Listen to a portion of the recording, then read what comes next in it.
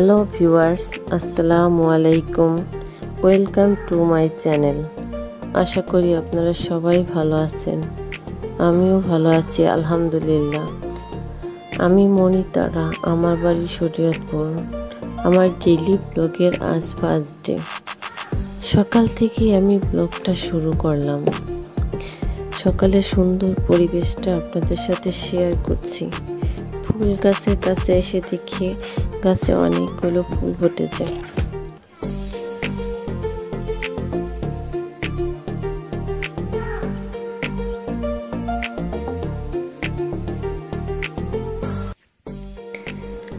আজ ব্রেকফাস্টের জন্য আমি সুজির হালুয়া আর রুটি করব। সুজির হালুয়া করার জন্য আমি পেনে তেজপাতা, এলাচ ও দারচিনি দিয়ে একটু ভেজে নিলাম। এরপর দিয়ে দেব সুজিটা হালকা করে একটু ভেজে নেব। আসলে আমি যেভাবে হালুয়া বানাই সেটাই আপনাদের সাথে শেয়ার করছি। এরপর দিয়ে দেব ঘি। আসলে ঘিটা ফ্রিজে ছিল তাই এরকম জমাট বেঁধে আছে। ঘিটা আমি নিজেই বাড়িতে বানিয়েছি। ঘি দিয়ে ভালোভাবে ভেজে নেব সুজিটা। ঘি দিয়ে সুন্দর করে ভেজে নিলে হালুয়াটার ফ্লেভার অ্যান্ড কালার খুব সুন্দর হয়।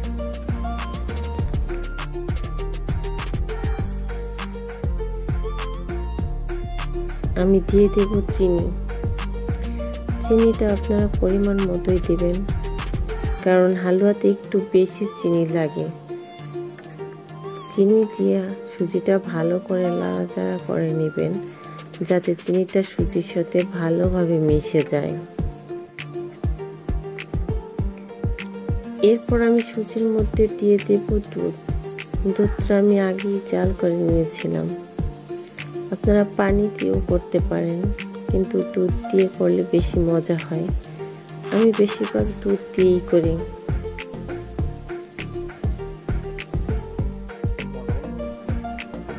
এরপর দিয়ে দেব স্বাদ মতো লবণ দিয়ে ভালোভাবে লবণটা মিলিয়ে নেব আর নাড়াচাড়া করতে থাকবো যাতে দলা বেঁধে না যায়।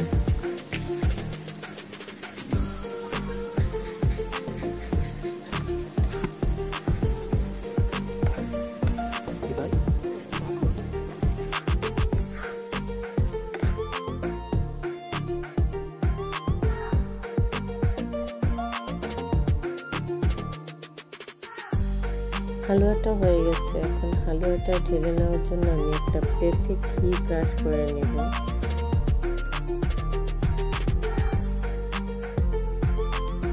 ঘি ব্রাশ করা সেই প্লেটে আমি হালুয়াটা ঢেলে নেব। হালুয়াটার উপরেও আমি একটু ঘি ব্রাশ করে দেব। এরপর হালুয়াটা সাজিয়ে নেওয়ার জন্য একটু কাঠবাদাম কুচি ও কিশমিশ দিয়ে দিলাম, দেখতে সুন্দর লাগে। ঠান্ডা হওয়ার পরে আমি হালুয়াটা কেটে নেব।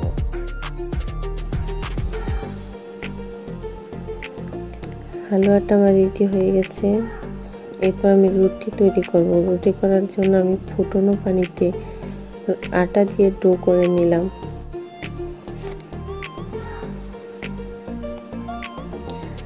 আসলে আমি রুটিটা সুন্দর করে বেলতে পারি না, যা পারি তাই আপনাদের সাথে শেয়ার করলাম। যেহেতু এটা আমার ডেইলি লাইফ চ্যানেল, আমার লাইফে সব কিছু আপনাদের সাথে শেয়ার করব। আমার ভিডিওটা ভালো লাগলে লাইক, কমেন্ট এবং শেয়ার করবেন। প্লিজ অবশ্যই সাবস্ক্রাইব করবেন আর পাশে থাকা বেল বাটনটি ক্লিক করবেন যাতে আমার দেওয়া ভিডিওর নোটিফিকেশনগুলো আপনাদের কাছে চলে যায়। আপনাদের ভালোবাসাই আমাকে নতুন নতুন ভিডিও দিতে উৎসাহিত করবে। এভাবে আমি রুটিগুলো সব ভেজে নেব।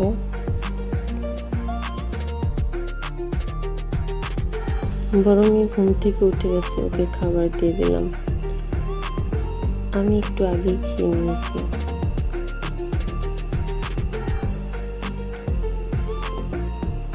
বড় মেয়ে সকালে রুটি ছাড়া অন্য কিছুই খেতে যায় না। সকালের জন্য রুটিটা ওর খুব পছন্দের। আর হাজব্যান্ড আজ তাড়াতাড়ি অফিসে চলে গেছে, বললো কাজ আছে, বাইরে খেয়ে নেব। সকালের কাজগুলো সেরে আমি একটু বাইরে বের হলাম। আমার একটা দরকারি কাজ আছে। গাড়িতেও যাওয়া যায়, হেঁটে যেতে 2-3 মিনিট সময় লাগে, তাই আমি হেঁটে হেঁটে চলে যাচ্ছি। রাস্তার দুপাশের পরিবেশটা অনেক ভালো লাগছে।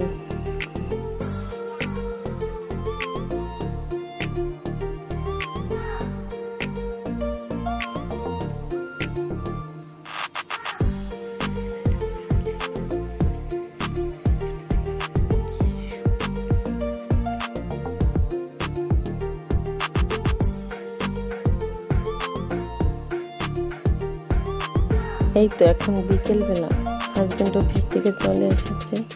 কি কি এনেছে দেখে নিচ্ছি। ওষুধ এনেছে, বিস্কিট এনেছে আর মিষ্টি এনেছে। এই মিষ্টিটা খুব মজার একটা মিষ্টি, এটা ছানার মিষ্টি। আমার মেয়েদের আমার খুব পছন্দের একটা মিষ্টি। আসলে মিষ্টিটা আমরা অনেক পছন্দ করি। মেয়েরা লোভ সামলাতে পারছে না, তাই খেয়ে নিচ্ছে। ছোট মেয়ে নিচে বসে গেছে। এখন সন্ধ্যার পরে আমি একটু তালের পিঠা বানাবো।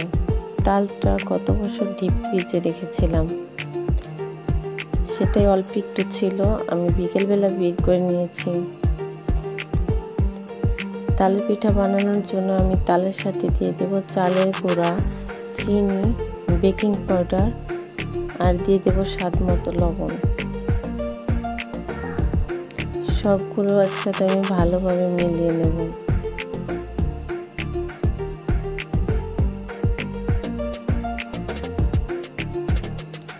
এখন আমি দিয়ে দেব নারকেল কোড়া। এটা অপশনাল, আপনারা নাও দিতে পারেন। নারকেল কোড়াটা দিয়ে আলতোভাবে মিলিয়ে নিতে হবে, এটা বেশি মিলাতে হবে না।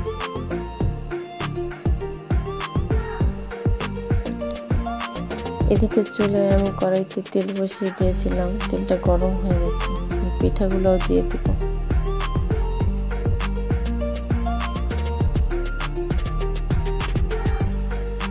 পিঠা ভাজার সময় চুলার আঁচটা মিডিয়াম লোতে রাখতে হবে, আর পিঠাটা লাল হয়ে গেলেই উল্টে দিতে হবে, নয়তো ভেঙে যাবে। লাল হওয়ার আগে নাড়াচাড়া করা যাবে না। তো পিঠাগুলো হয়ে গেছে, এবার উঠিয়ে নিচ্ছি। আজ এই পর্যন্তই। আপনারা সবাই ভালো থাকবেন, কমেন্ট করে আমার পাশে থাকবেন, আর আমার ভুল ত্রুটিগুলো ক্ষমা সুন্দর দৃষ্টিতে দেখবেন।